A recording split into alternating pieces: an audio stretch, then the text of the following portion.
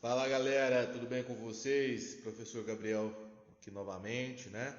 Vamos dar sequência aos nossos estudos e hoje vamos trabalhar, né, esse conteúdo que é a Revolução Industrial, tá? Peguem aí o livro de vocês, página, vamos abrir aqui para vocês poderem acompanhar, né?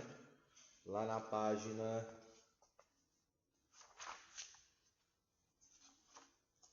Só um momentinho, deixa eu achar a página aqui, o negócio tá. É o capítulo 6, frente 2, né?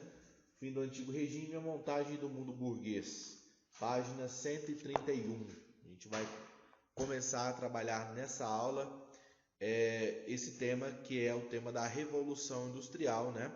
Um momento importante da história da humanidade, porque nós temos aqui uma mudança drástica, uma mudança profunda no sistema produtivo, né? Na forma do ser humano produzir e gerar riqueza. E juntamente com a indústria você tem a consolidação de um novo modo de produção, de um novo modo de organização social, que é o capitalismo, né? Como nós conhecemos hoje. Então, é obviamente um momento importantíssimo da história, tá? Antes da gente falar da revolução em si, vamos dar uma analisada, né, no processo de evolução do trabalho humano, né, e como ao longo do tempo esse processo de evolução do trabalho ele é importante para a gente poder entender, né, a organização da sociedade e a produção cultural, enfim, como Marx dizia, né, você tem uma visão bastante marxista, materialista, histórica, né, como a economia, a gestão da riqueza, ela interfere dentro da cultura, da formação da sociedade, enfim. Mas vamos lá, tá? Basicamente, antes da Revolução Industrial, nós temos aí dois modelos de trabalho desenvolvidos pelas sociedades humanas. O artesanato, que é o mais antigo, né, sistema de produção, e a manufatura. Muitos alunos confundem, né, não conseguem identificar a diferença entre artesanato e manufatura. Pensa na manufatura como um estágio intermediário entre o trabalho artesanal e a industrialização. Pensando dessa forma, fica bastante claro, né, diferenciar um processo do outro. Então vamos lá. O trabalho artesanato tem como grande característica uma produção doméstica, ou seja, não há uma separação, né, do local de produção da vida privada, né, da vida cotidiana do artesão. Então, se você observar, né, dentro dessa modalidade, não existe essa separação.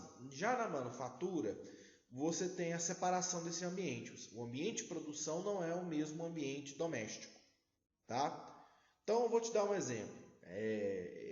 Quase não há mais uso, né, desse tipo de trabalho artesanal, mas ainda em algumas regiões do Brasil, principalmente nos interiores, você tem a figura da costureira, né?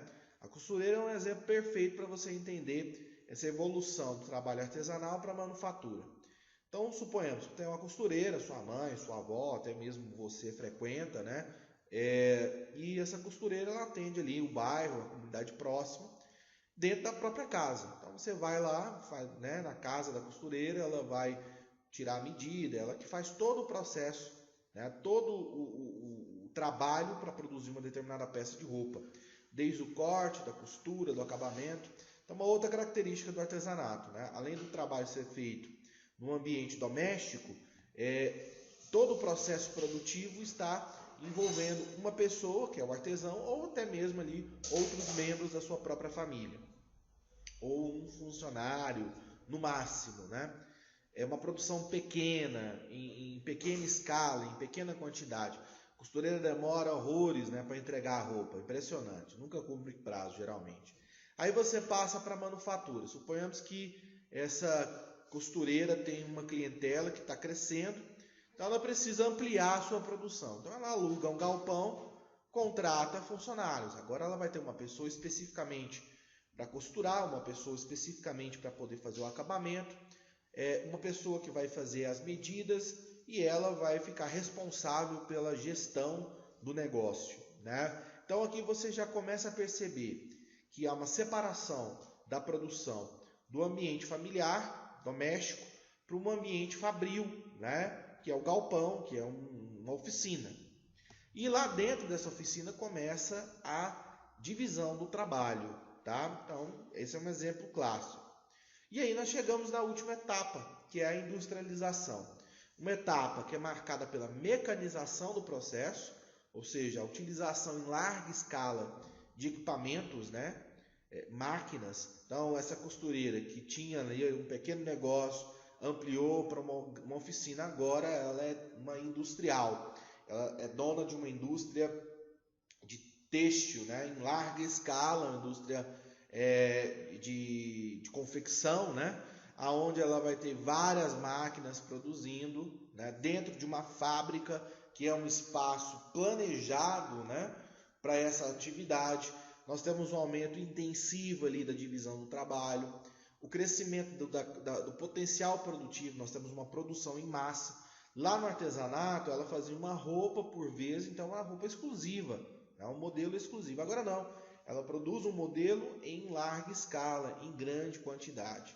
Esse exemplo que eu dei aqui para vocês ajuda você a entender como esse processo evolutivo do trabalho ele vai acontecendo. Então, na Idade Moderna, nós vamos ter esse salto, né?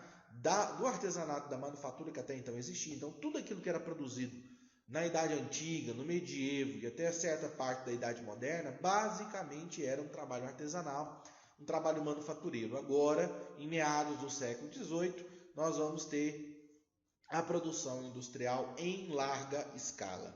Esse é o processo da evolução do trabalho humano. Tudo bem? Beleza? Entendido isso, nós vamos para o próximo elemento, que é justamente entender por que a Inglaterra, né, ela vai ser pioneira nesse processo de industrialização, né, de criar toda essa estrutura da indústria. Primeiramente, nós temos que destacar dentro dessa ideia do pioneirismo inglês o fato de que a Inglaterra ela passa por uma revolução burguesa precoce, né? Como a gente acabou de estudar no capítulo ali, no vídeo anterior, né? Na última aula. Lá no finalzinho do século 17, 100 anos antes da França, 150 anos antes da Europa como um todo, o antigo regime, o absolutismo, deixou de existir dentro da Inglaterra. E aí o capitalismo, a sociedade de mercado, ela encontrou um terreno próspero, né, aberto para o seu desenvolvimento.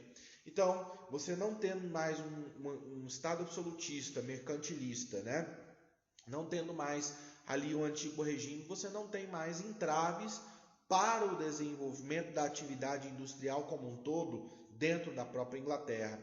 Então essa revolução burguesa agora cria um novo Estado, a gente vai falar dele mais adiante, né? O Estado liberal burguês, um Estado que vai apoiar o desenvolvimento econômico, né? O livre mercado, a livre iniciativa. Então isso é um fator importantíssimo.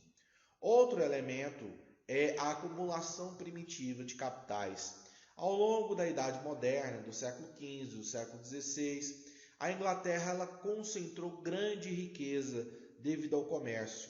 Essa concentração de riqueza vem de estratégias criadas pelo governo inglês, como os atos de navegação, que nós estudamos também lá com Oliver Cromwell, né? Com acordos comerciais como o Tratado de Matuim, né? O Panos e Vinhos, com Portugal, que estabelecia uma relação extremamente desvantajosa, né, para os portugueses. Boa parte da riqueza mineral produzida no Brasil durante o século XVIII foi transferida para os bancos da Inglaterra. A gente costuma falar, né, que o ouro do Brasil financiou a atividade industrial inglesa, né? Mas não só o ouro do Brasil, a Inglaterra ela se consolidou ao longo do século XVII como uma potência global, né? Uma potência naval global. Então, boa parte das mercadorias que circulavam no mundo ou eram produzidas na Inglaterra ou eram transportadas por navios ingleses. Então, obviamente, dessa atividade mercantil, os ingleses acumularam um grande capital, uma grande quantidade de recursos financeiros. Recursos esses que foram usados para o financiamento das indústrias, né? Nós temos que ressaltar que a atividade industrial não é uma atividade barata, ela é uma atividade cara, que precisa de grandes e vultuosos investimentos, e a Inglaterra tinha capacidade financeira para isso. Depois nós temos a chamada política dos cercamentos, que foi feita no século XVII pelo rei James, né, da dinastia Stuart, né, do Jaime II.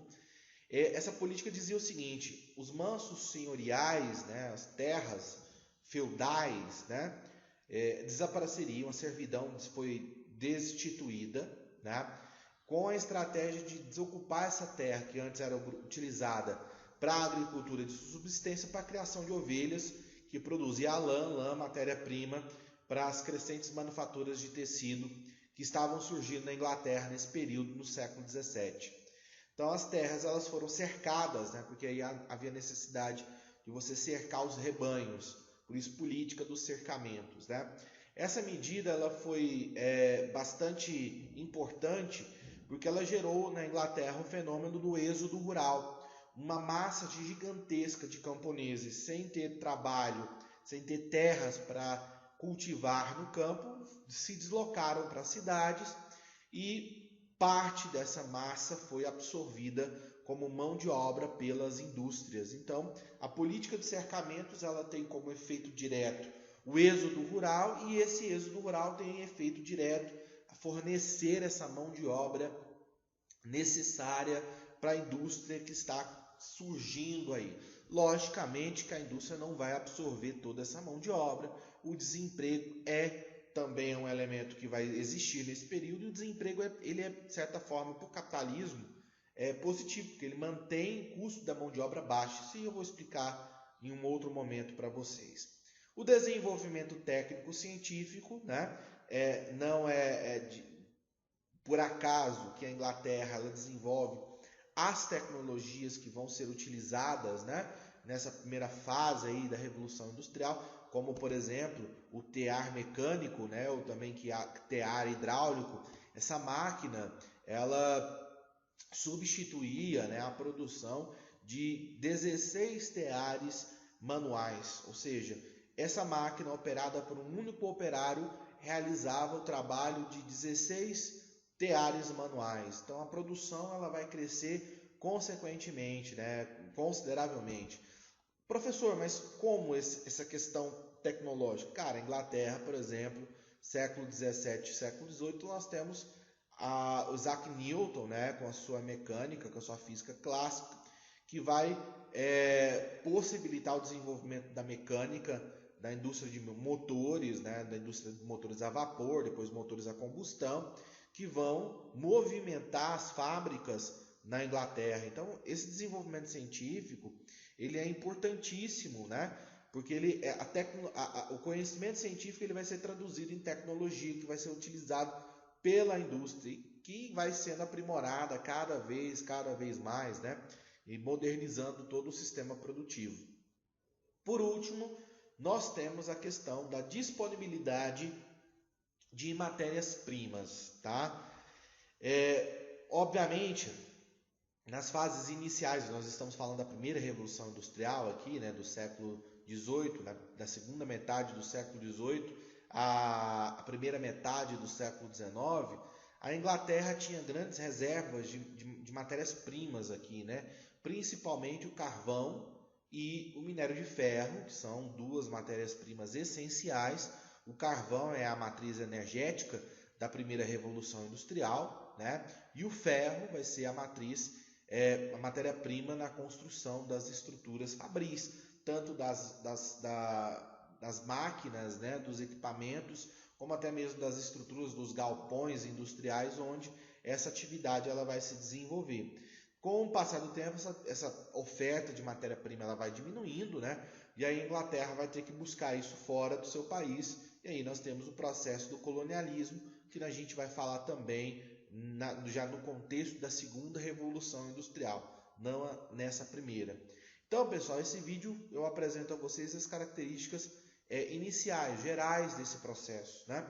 No segundo vídeo nós vamos nos debruçar propriamente sobre as características mais profundas, né, desse processo da Revolução Industrial. Então, até o próximo vídeo.